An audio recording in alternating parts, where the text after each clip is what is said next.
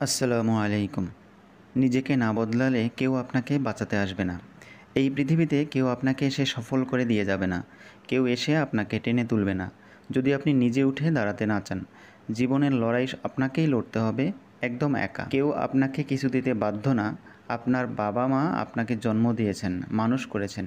তবে আপনি জীবনে কতদূর যাবেন, কত বড় হবেন সেটা একান্তই আপনার দায়িত্ব। কেউ বাধ্য না আপনাকে সুযোগ করে দিতে। আপনাকেই নিজের সুযোগ তৈরি করতে হবে।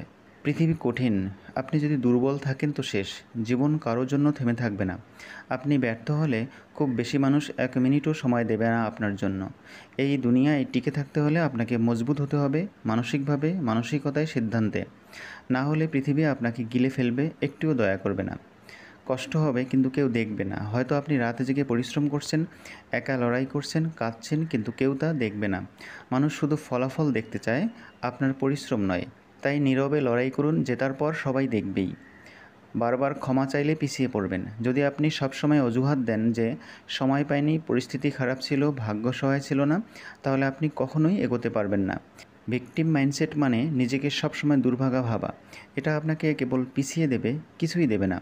আপনি আপনার একমাত্র ভরসা। কেউ এসে আপনাকে ধাক্কা দিয়ে বলবে না উঠে দাঁড়াও। কেউ এসে আপনাকে অনুপ্রাণিত করবে না যদি না আপনি নিজের চেষ্টার আগুন জ্বালান। আজ আপনি যেখানে আছেন ১০ বছর পরও সেখানেই থাকবেন, যদি আজই বদলানো শুরু না করেন। শেষ কথা, এখনও ভাবছেন কেউ এসে আপনাকে বাঁচাবে? না, কেউ আসবে না।